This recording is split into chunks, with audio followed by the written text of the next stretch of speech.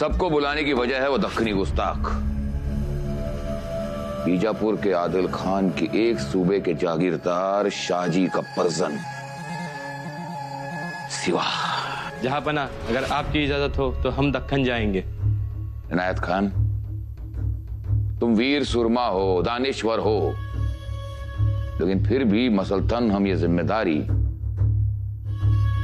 मिर्जा राजा जयसिंह को सौंप रहे हैं। हौसला अफजाई का शुक्रिया जहांपना। दक्कन में आपके साथ एक और सरदार रहेगा, जलाल खां दाऊदजाई। जलाल खां दाऊदजाई? हाँ, जलाल खां दाऊदजाई यानी दिलेर खां पठान। अच्छा, तो चांद हमारी दिलरुबा सुनना चाहता था। बहुत खूब। अब चांद कभी दिलरुबा नहीं सुन सकेगा। हुजूर, चांद अभी बच्चा है, जो सजा देनी है मुझे दे दो। चांद के कानों में खौल तवासी सा डाल दिया जाए।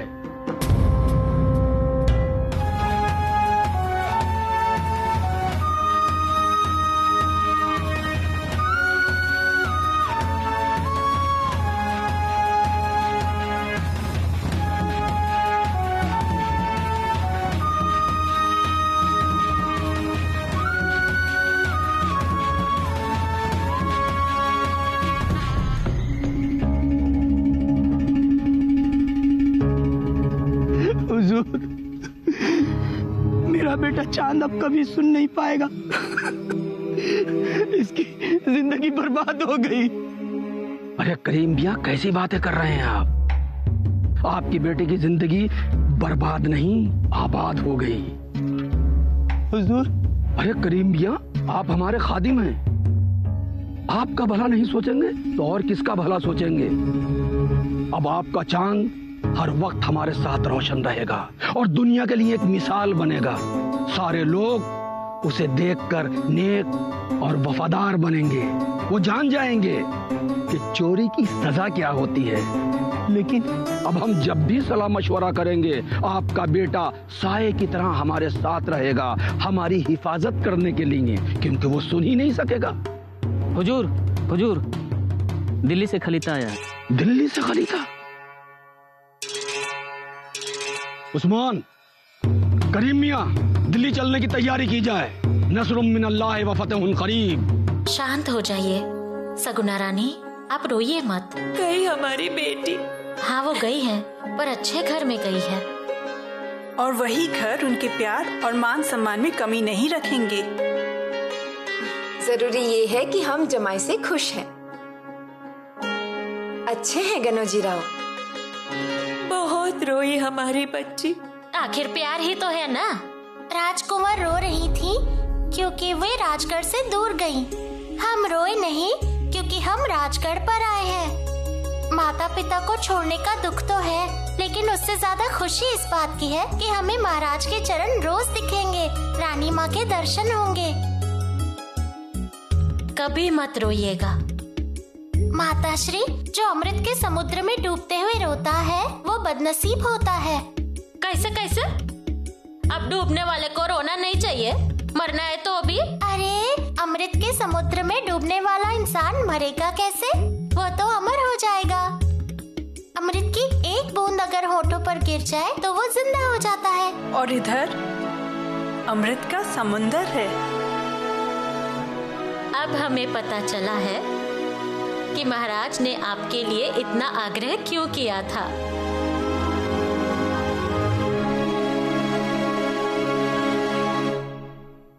चलिए सगुना रानी, चलो।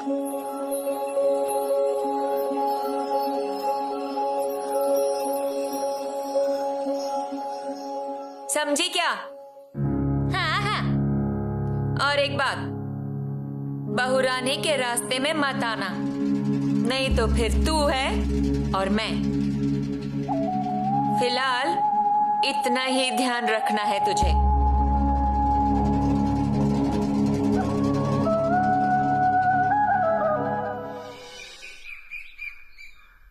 जहां पना का इकबाल बुलंद हो, दिलेर खान आपकी खिदमत में हाजिर है जहांपना। दिलेर खान, खिदमत सिर्फ खुदा की, खिदमत सिर्फ पाक मुगल सल्तनत की। जो हुक्म जहांपना। दिलेर खान, हम तुम्हें एक बहुत बड़ी और खुफिया जिम्मेदारी सौंपने वाले हैं। ज़हे नसीब मेरे आका।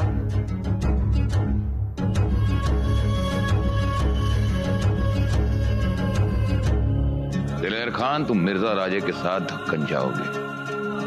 इसलिए नहीं कि मिर्जा राजे कमजोर हो गए, और सिर्फ इसलिए क्योंकि पहली बार मिर्जा राजे एक हिंदू राजा पर हल्ला बोलने वाले, आक्रमण करने वाले एक ऐसा राजा जो हर वक्त नई चाल चलने में माहिर है। सिवा, हमें यकीन है कि ये सिवा मिर्जा राजे को हिंदू के नाम पर मजहब की आड़ में बहकाएगा, फंसाएगा। और कहीं मिर्जा राजे इस सिवा की बातों में आ गए तो? गुस्ताखी माफ जहांपना, लेकिन क्या होगा? क्या होगा? अगर सिवा और मिर्जा राजे एक हो गए, यानी ये दो काफिर एक हो गए, तो मुगल सल्तनत 2 दिन में उखड़ जाएगी। इसलिए तुम्हें ख्याल रखना होगा कि दोनों काफिर एक ना हो जाएं। और फिर अल्लाह ताला तो हमारे साथ है ही। जो हुक्म जहांपना। तो याद रहे, दक्कन में शमशेर कम और दिलरुबा ज्यादा जोर से सुनाई देनी चाहिए, और इस दिलरुबा को ऐसे बेखूबी बजाना है कि तुम सुर हो और वो दोनों काफिर बेसुर। जी जहांपना, बिल्कुल। और याद रहे, काफिर जितना बेसुरा उतनी ऊंची गूंज अल्लाह अकबर की। जाओ दिलेर खान, जाओ, हम दक्कन में अल्लाह अकबर की गूंज सुनने के लिए बेताब। और हाँ, हम तो भूल ही गए, याद रहे कि उस सिवा के पास भी एक दिलरुबा है। उसके पास नहीं तो है दिलेर खान, है। उसके पास भी एक दिलरुबा है, उसका नाम है संबा। ये तुम याद रखना।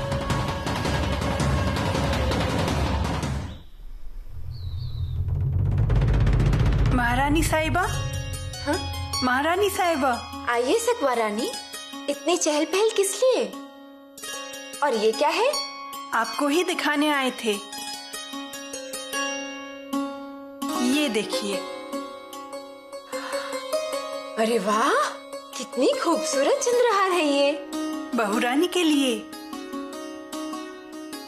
बहुरानी के लिए? आज पहली बार आएंगी महल में दर्शन के लिए। हाँ, लेकिन ये तो बहुत ही महंगा तोहफा है। राजकोष से ली है क्या? निजी खर्चे में से। रहने भी दीजिए, हमें वह लड़की बहुत ही चंचल लगी। देखा ना कैसे बातें करती है। हाँ, हमें तो लगता है अब गोपीनाथ पंत बोकिल जी को किले पर नहीं रखना चाहिए। समझदार है। परसों तलवार खेलते हुए शंभू राजा जख्मी हुए, तब पान के पत्ते से जख्म कितनी समझदारी से भरी।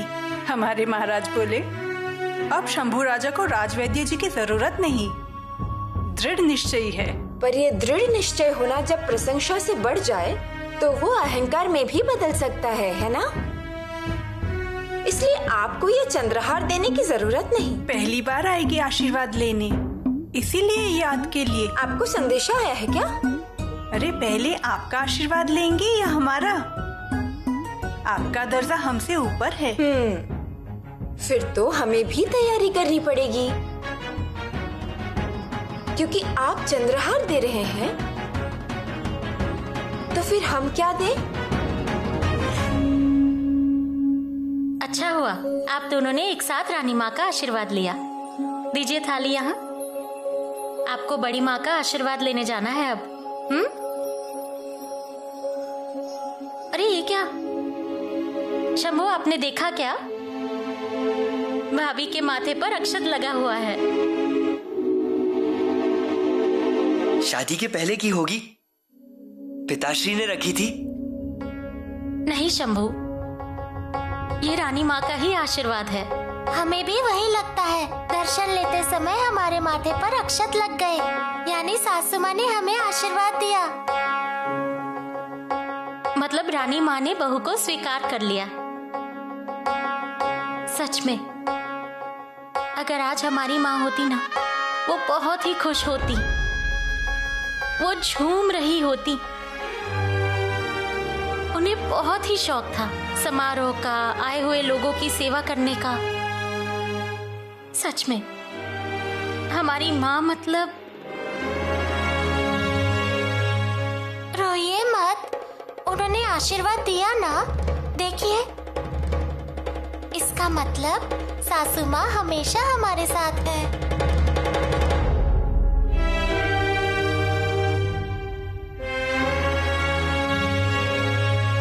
सुंदरी, सुंदरी। आई महारानी साहिबा, आई आई। अरे कहाँ थी? अब मैं कहाँ रहूंगी, मैं तो आपके आसपास ही रहूंगी ना। ठीक है, हम कैसे दिख रहे हैं? अरे आपको किस बात की कमी है? इतनी बड़ी शादी हुई है लेकिन गढ़ पर सिर्फ दो ही चीजें दिख रही थी। एक जो बुर्ज पर लहराता हुआ भगवा रंग और दूसरे आप महारानी साहिबा। सुंदरी, ये मैं नहीं, माँ की औरतें बोल रही थी। कौन? अब वो मोरोपंत की औरतें, अन्नाजी दत्त की औरत, फलटन, तलबीत की औरतें, कितने जन के नाम बताओ। लेकिन आज क्या है? नहीं, मेरा मतलब क्योंकि फूलों जैसी खिल रही है ना आप। आज हमारी बहू हमारा आशीर्वाद लेने आएगी। हमारा दर्जा पहला है ना? जी हाँ। नहीं, पहला मान आपका है, ये आपको पता है, मेरे को पता है, लेकिन आपकी बहू को कहाँ पता होगा ना। क्यों, क्या हुआ है? महारानी साहिबा, उन्होंने जिन्हें पहला दर्जा देना था उन्हें दिया भी ना, ले भी लिया दर्शन समाधि के। सही भाई रानी का आशीर्वाद। नहीं, आप बैठे यहाँ तैयार होके, लेकिन बुरा इस बात का लगता है हर बार आपके साथ धोखाधड़ी होती है। आप ऐसे सजेंगे, बड़े हैं इसलिए तैयार होके रहते हैं, लेकिन मान वो नहीं मिलता आपको। समझ में आया? हाँ, शंभूराज और येसु रानी को आने दो, फिर देखेंगे। आइए आइए। आइए शंभू राजा। माताश्री, हमें लगा आप जल्दी आएंगे। सुखी भव, आयुष्मान भव। हमारे लिए बहुत कष्ट उठाए हैं, बहुत ही प्यारी है वो। बहुरानी, हम कुछ प्यारे वारे नहीं है। हाँ, हमारे ध्यान में आया है कि आप कैसे हैं। कैसे? हमारे कोंकण में कटहल है, वैसी ही है आप। ऊपर से कांटे लेकिन अंदर मीठा रस। बहुरानी, आज से गढ़ हमारा ससुराल बन गया और उसकी शुरुआत आपके चरणों से होती है। देखिए कोंकणी। सुंदरी, जाओ और बहुरानी के लिए मिठाई लेके आओ। जी, आपको एक सच बताएं, पूरी शादी में हमें दो ही चीजें दिखी, पहली आप और दूसरी भी आप। सुंदरी, जल्दी जाओ, जल्दी जाओ और मिठाई लेकर आओ। जी।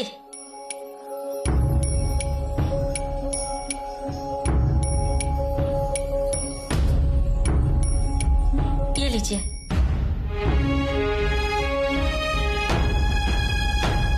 खाइए, मुंह मीठा कीजिए और ऐसे ही मुंह मीठा रखिए।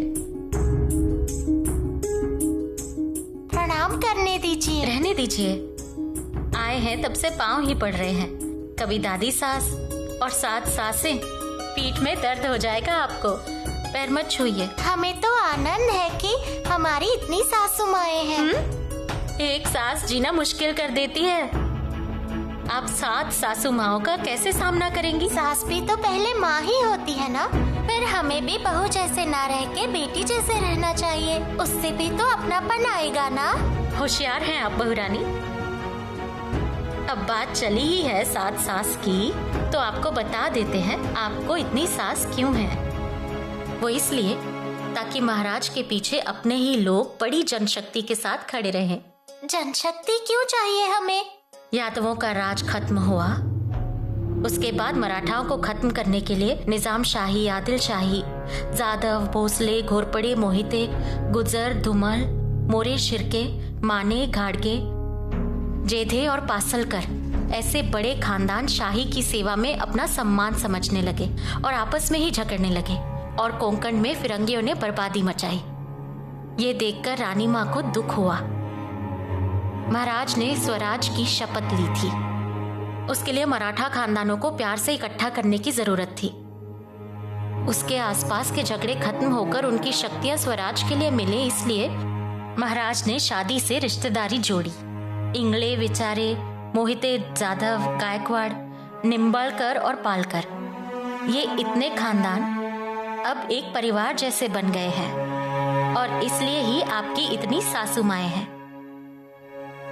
और राजकुमार शंभू की इतनी माएं। हमारा भाग्य कितना अच्छा है, हम इतने सारे लोगों के बीच आ गए। अपने लोगों के लिए कुछ करना हमें बहुत अच्छा लगता है। आप ऐसे ही रहिएगा, ये आचरण कभी मत छोड़िएगा। चलिए पहले भगवान को प्रणाम कीजिए। आइए।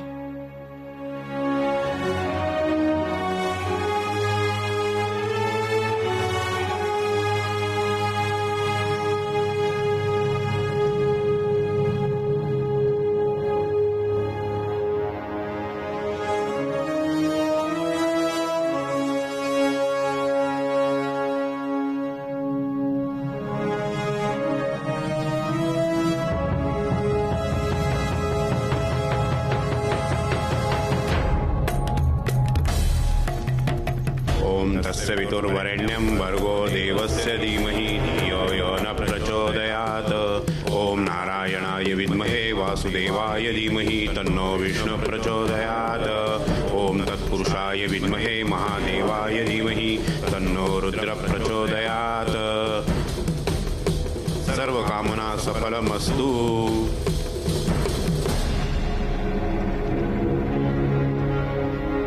कोटि चड्डी होम संपन्न हुआ है मिर्जा जी। हाँ,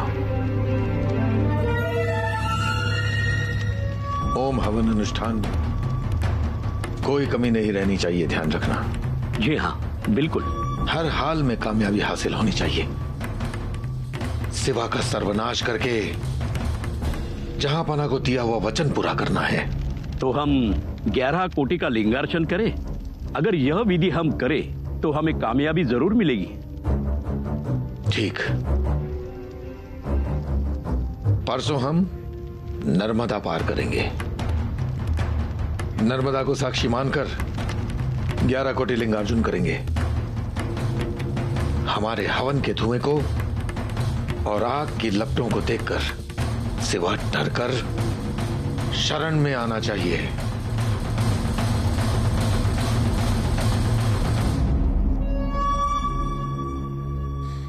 हमें पूछना था, देव दर्शन कब होगा महारानी?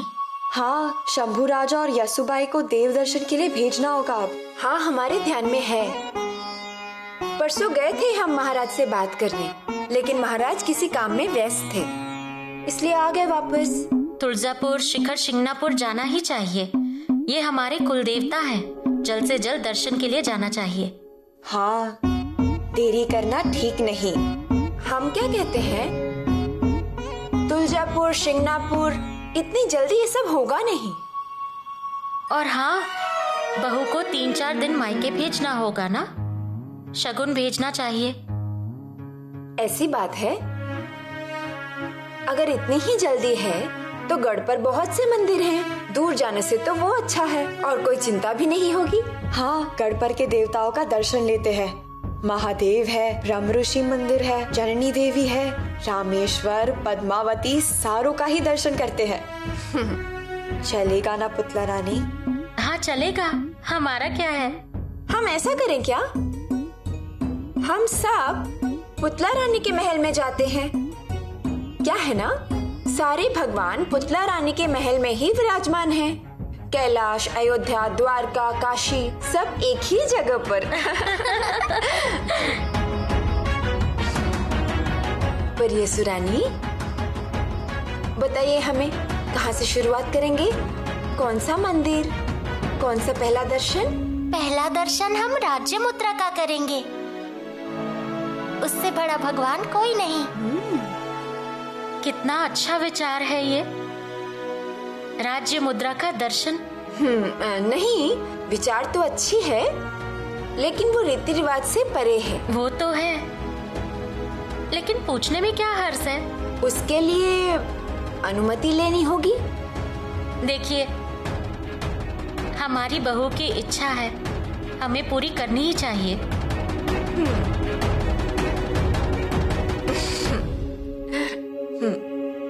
मीरा जी पंत जी, हमारे मन में बेसनूर साहुनूर है। अचानक छापा डालेंगे तो बड़ा धन मिल जाएगा। सही समय है ये। उस कारण हमें हमारे साम्राज्य की पहुंच भी समझ में आएगी। चुनिंदा फौज दीजिए। जी महाराज, महारानी आपकी इजाजत चाहती हैं। बुलाइए।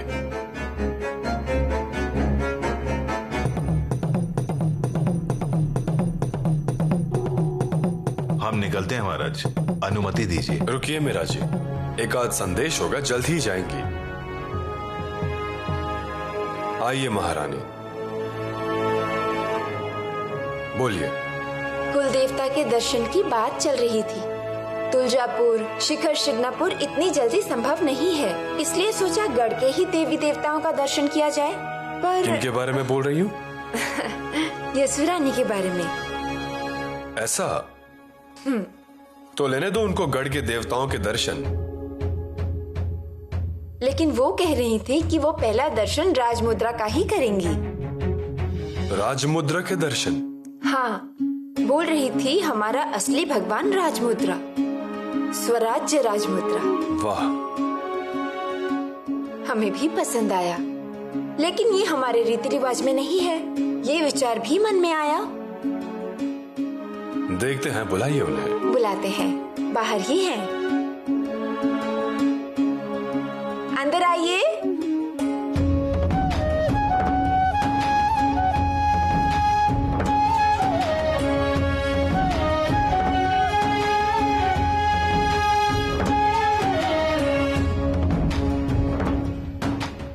बोलिए। दरअसल बहुरानी की इच्छा है राज्य मुद्रा का दर्शन लेने के बाद बाकी देवताओं के दर्शन के लिए जाएं। राज्य मुद्रा के दर्शन लेने में कोई परेशानी नहीं है, लेकिन राज्य मुद्रा के ऊपर का संदेश आपको पता है क्या? हाँ। पता है? क्या संदेशा है, बताइए। प्रतिपद के चंद्रकोट जैसी बढ़ती जाने वाली विश्व वंदनी शाह पुत्र शिवाजी राजा की मुद्रा लोक कल्याण के लिए जचती है। शाबाश। मुद्रा पाठ तो याद है आपको, लेकिन उसका अर्थ पता है क्या? सच है, अर्थ जरूरी है, वो पता होना जरूरी है। बहुरानी, अर्थ बताइए। इस संदेश का ये अर्थ है कि प्रतिपद के चंद्रकोट जैसी बढ़ती जाने वाली विश्व वंदनी शाह पुत्र शिवाजी राजा की मुद्रा लोक कल्याण के लिए जचती है। अच्छा, वाकई बहुत ही सुंदर अर्थ बताया। ये सुरानी, आज से आपको राज्य मुद्रा का रोज दर्शन लेने का अधिकार है। आपने राज्य मुद्रा में भगवान को देखा। हम निश्चित हो गए, भविष्य की हर चिंता इस समय खत्म हो गई। मीरा जी पंत, लीजिए वो मुद्रा।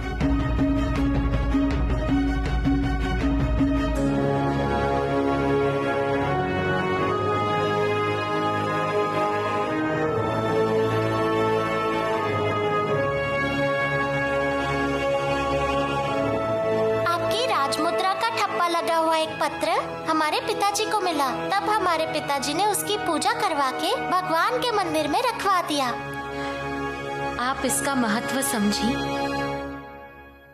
इसी में सबको खुशी है। लड़कियां गजरे बिंदी की, साज श्रृंगार की जिद करती हैं, दूर के भगवान के दर्शन की जिद करती हैं, क्योंकि बैलगाड़ी, पालकी या डोली में बैठने का मौका मिले। लेकिन आपने तो अलग ही जिद की है। बहुरानी, आप सच में अलग हैं। लीजिए, दर्शन लीजिए।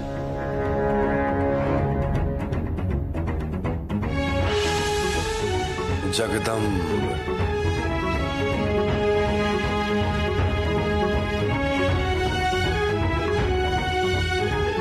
महाराज, जासूस आए। भेजिए।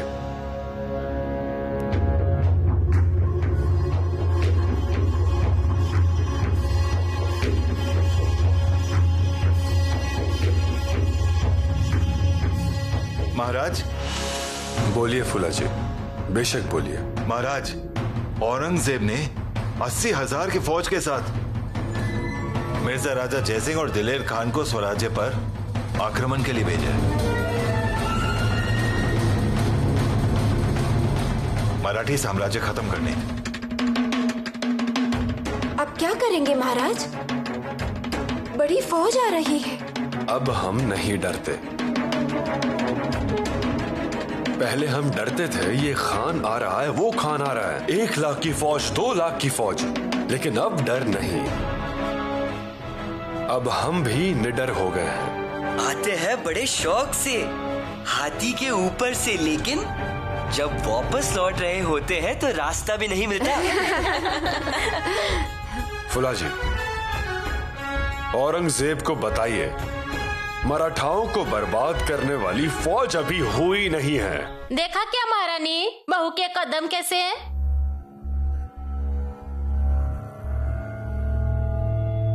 क्या क्या कहना चाह रही हो? देखिए, उन्होंने ऐसा गृह प्रवेश किया और हमारे घर में और हमारे परिवार में आई, और उधर मिर्जा राजा उरनपुर में पहुंच गया, वो भी सेना के साथ।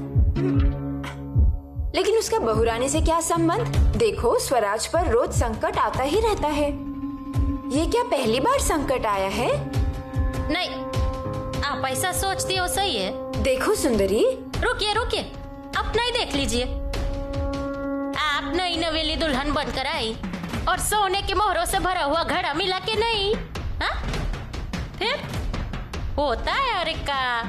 आप बताइए ना, आपके आने के बाद महाराज की प्रगति हुई है कि नहीं? फिर आप पीछे मुड़कर देखिए, फिर मुझे बोलिए ना कि सुंदरी, तू जो बोल रही हो गलत है। बोलिए। कोई कुछ भी बोले, पर शगुन आदमी को ऊपर भी लेकर जाता है और नीचे भी लेकर आता है। आप मत मानिए, लेकिन ये सुंदरी मानती है और मानेगी।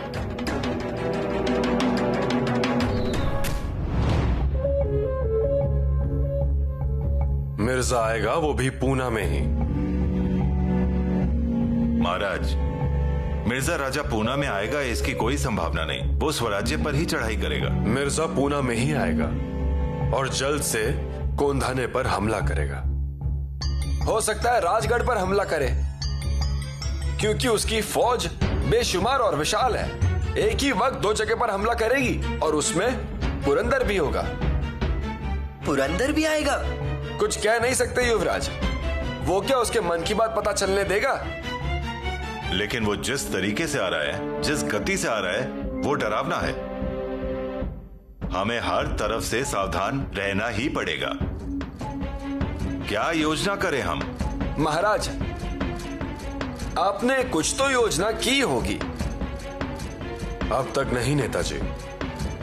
महाराज, मिर्जा राजा तो आ रहे हैं, पर उसके पहले जो खबरें आ रही हैं वो अच्छी नहीं है।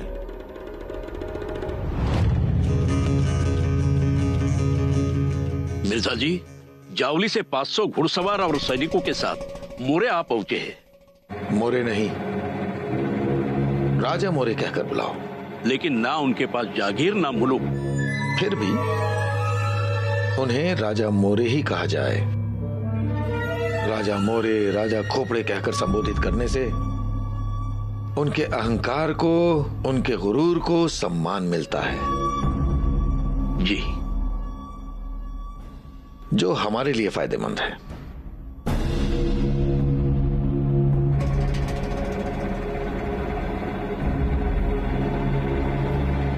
आइए राजा मोरे, आइए। मिर्जा राजा अच्छे समय पर आए हैं, पकड़ लीजिए अब शिवाजी को। राजा मोरे, हमें आपके सहकार की साथ की जरूरत है। जो हुकुम मिर्जा साहब। क्या है कि शिवा के शिकस्त के बाद जावड़ी की राजगद्दी पर हम आपको फिर से हसीन दिखना चाहते हैं। बस मिल गया आपका वचन। देखिए शिवाजी का क्या हाल करता हूं मैं। हमें आपसे यही उम्मीद थी। राजा मोरे, ये लो।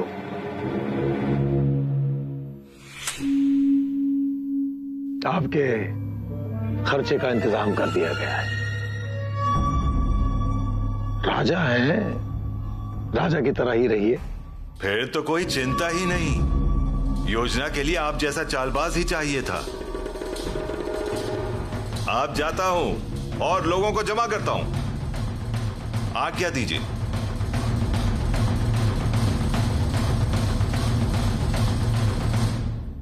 अब वो हमारे लोगों को खुद की तरफ करेगा। महाराज। आओ कुर्तोजी राव, आओ।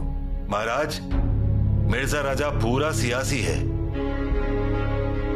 उसने फजल खान पर अपने बाप का बदला लेने के लिए जाल बिछाया है।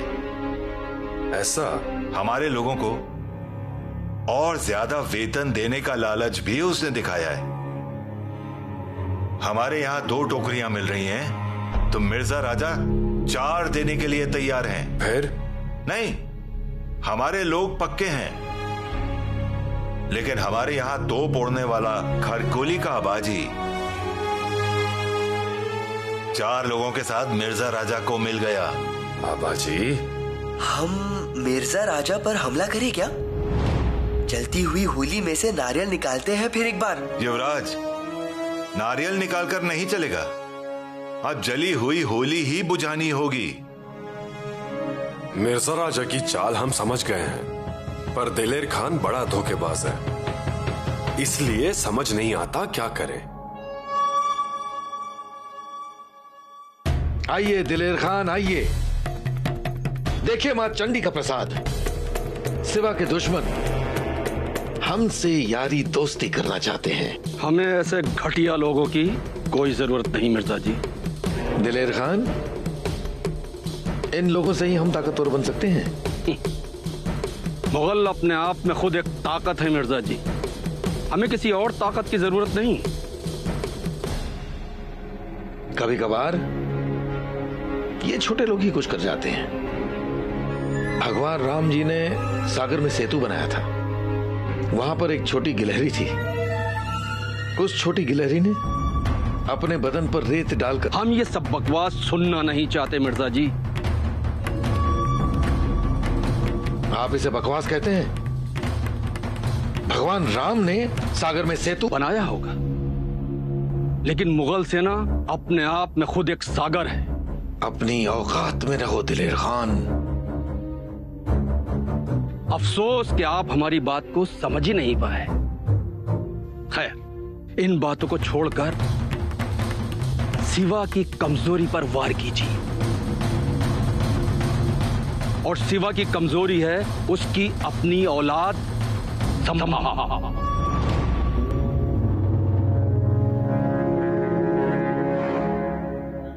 कुमाजी बाबा, झंडा आकार में थोड़ा बड़ा होना चाहिए था।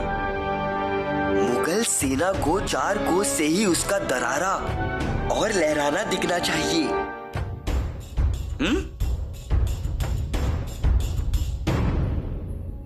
आप बोल नहीं सकते क्या? बोलने वाले थे, लेकिन क्या बोलने वाले थे? यही कि झंडे का डर आकार पे निर्भर नहीं करता, तो वो योद्धा के साहस पर निर्भर करता है। फिर वो साहस नहीं है क्या हमारे स्वराज में? है ना। दूध लीजिए और नाश्ता करने आइए। रुकिए। क्या हुआ? हमारे पास समय नहीं है, बहुत काम है। हमने आपको क्यों रोका वो तो पहले सुनिए। ये दूध किसने दिया? हम ही लाए हैं। क्यों, क्या हुआ? हमें दूध में मलाई पसंद नहीं। फिर दूध में मलाई दिखी तो ऐसा मत बोलना कि नहीं बोले थे। हम अगली बार ध्यान रखेंगे। लेकिन ये अच्छी तरह भी कह सकते थे ना। हमारा यही तरीका है। युवराज है हम और हम युवरानी है ना? तो ठीक से ध्यान रखिए युवराज का।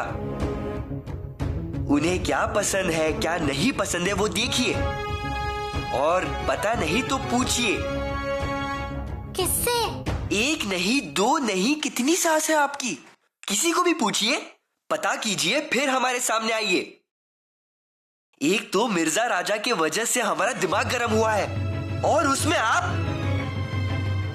जाइए अब।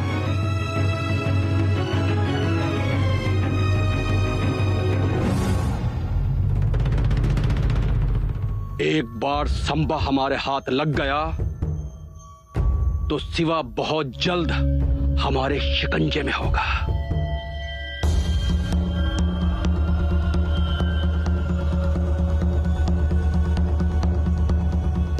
दिलेर खान, ये सह्याद्री पर्वत है, आपकी दिलरुबा नहीं। यहां तार नहीं तलवार खनकती है, और जब तलवार खनकती है तो शाइस्ता खान की उंगलियां काट दी जाती हैं और अफजल खान का पेट चीर दिया जाता है। याद ना हो तो याद कर लो।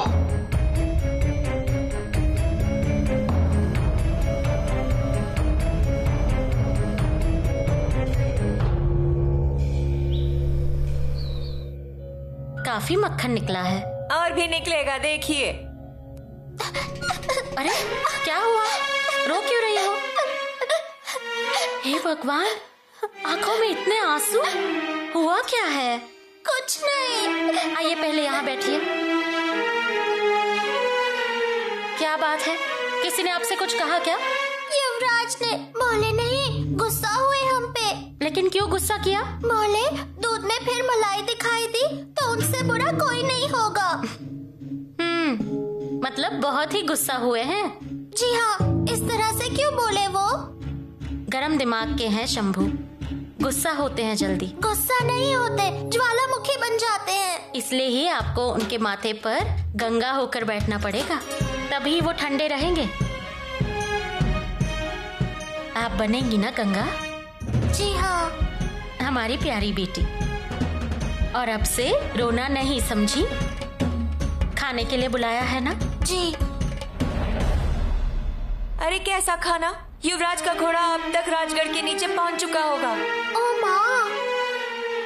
वो ऐसा ही करते हैं, किसी भी चीज का होश नहीं रहता। लेकिन हमें बिना बताए क्यों गए?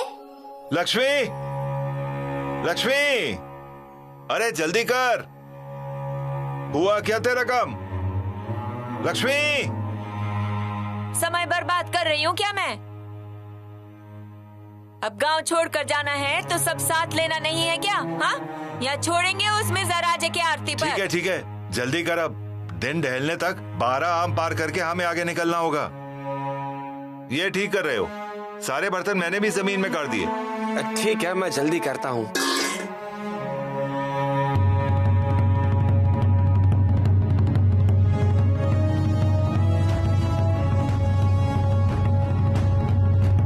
ये मुजरा करने का समय नहीं है। आप निकलिए, संभाल कर, सलामत से। आप जहाँ भी रुकेंगे वहाँ राशन मिलेगा, हर चीज मिलेगी। गांव में कोई मत रुकिए, लड़कियों और औरतों को लेकर निकलिए, और जहाँ भी आप रहोगे एकजुट से रहिए। युवराज, महाराज अपना सुख भूलकर हमारे लिए अपनी जान की बाजी लगाते हैं। ऐसे समय में हर कोई अपने बाल बच्चों को लेकर किसी सुरक्षित जगह में छुप गया, और इस संकट के समय में आप हमारे लिए गढ़ से नीचे आए हैं। हमारी कितनी चिंता करते हैं आप। रुकिए थोड़ा।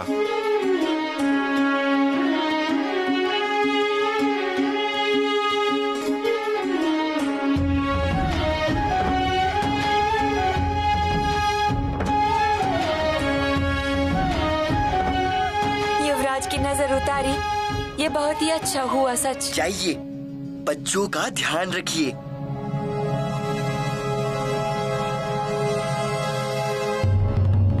कुर्तोजी राव, घोड़ों का चारा पानी देखिए। बताए उस तरह खत भेजे गए हैं? जी महाराज। किल्लेदार को, गडकरी को? जी। संदेशा पढ़कर बताइए। संदेशा ये है महाराज, गढ़ पर लड़ाई की पूरी तैयारी की जाए। एक एक गढ़ साल भर तक लड़ना चाहिए। जहां मुट्ठी भर लग रहा है वहां कटोरा भर के रखिए। छोटे छोटे पत्थर ज्यादा से ज्यादा जमा करके रखिए। हाथ से मारने वाले पत्थरों का ढेर किनारे पर तैयार रखिए। गरम तेल, कढ़ाई, लकड़ियां बहुत ज्यादा चाहिए। महाराज, तैयारी जोर से होगी। उसके अलावा कल से ही हर किले पर जरूरत के हिसाब से खजाना भेजना है।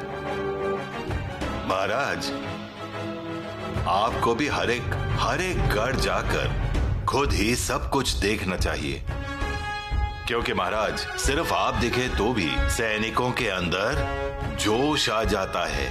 वो तो हमने सोचा ही है। इसके अलावा प्रजा को सुरक्षित जगह पर भेजने का काम भी चालू है और इसके लिए युवराज खुद जाकर सब कुछ देख रहे हैं। अच्छा है। महाराज की इच्छा के अनुसार औरतें और लड़कियों को गढ़ पर रहने की ही सलाह दी गई है। पंत, ये अच्छा किया। महाराज सच बताएं क्या? ये मिर्जा राजे मिट्टी का पहलवान है और वो आया है सह्याद्री के काले पत्थर का मुकाबला करने। उसका सर कुचल दिया जाएगा, देखिए आप। और उसने आते समय एक लिंगी का दर्शन लिया होगा तो वो अखाड़ी होगा। आज तक उसने औरंगजेब देखा है, लेकिन शिवाजी राजा वो पहली बार देखेगा। जब जलेगा तब पता चलेगा कोयले और बिच्छू में क्या फर्क होता है। एक और जरूरी बात, युवरानी येसु को मायके भेजने का इंतजाम किया है। कल सुबह सूर्योदय के समय लड़ाकू दस्ते के साथ पालकी उनके मायके श्रृंगारपुर के लिए रवाना होगी। हम मायके नहीं जाएंगे। नहीं नहीं नहीं, जाना पड़ेगा। आप तैयारी कीजिए, कल बहुत सवेरे पालकी गढ़ से नीचे उतरेगी। लेकिन हमें क्यों भेज रहे हैं? हम महाराज से कहेंगे। उनका ही आदेश है। आप श्रृंगारपुर जरूर जाएंगे। नहीं। पुतला रानी, अब आप ही समझाइए। ये सुबाई, स्वराज पर संकट आया है। गतिविधियां शुरू होंगी। अगर आप यहीं रहेंगी तो आपसे ये सब सहन नहीं होगा। आपसे ये सब सहन होगा और हमसे नहीं सहन होगा। आप सही कह रही हैं, लेकिन अगर महाराज ने ऐसा कहा है तो उसके पीछे कोई तो वजह होगी ना। क्षमा कीजिए माताश्री, लेकिन हम नहीं जाएंगे। इतना बड़ा संकट आया है, ऐसा सब कह रहे हैं, और संकट आया है इसलिए हम यहाँ से भाग जाएं? भागना नहीं है, मायके जाना है। मायके? आप यहाँ चिंता में, महाराज युद्ध पर, रानी माँ भी परेशान, और हम अपने मायके जाकर झूला झूले, खेल खेले, ये हमें शोभा देगा? अरे, आपकी छोटी उम्र पर इसका असर ना हो इसलिए। और वैसे भी राजगढ़ का ये माहौल आपके लिए नया है, इसलिए आपको मायके जाना होगा। हमारे पास एक सुझाव है। हमारे मायके के लोगों को फौज लेकर आने के लिए हुक्म दिया जाए और पिताजी आएंगे फौज लेकर। ये सुबाई, युद्ध काल बहुत ही कठिन होता है, इसलिए हमें नहीं जाना है। हम विनती करते हैं आपसे, हमारा जो भी होगा आपके साथ ही होगा। मत भेजिए ना हमें। रानी माँ, महाराज को बताइए ना। अब हमारा मन कहीं नहीं लगेगा। माँ के हाथों की पूरन पोली खाने की बजाय यहाँ दुखी होके चावल खाएंगे, वो भी मीठे लगेंगे। कहिए ना। ये सुबाई, अब आप कुछ मत बोलिए, और अब हम भी आपको कहीं नहीं भेजेंगे।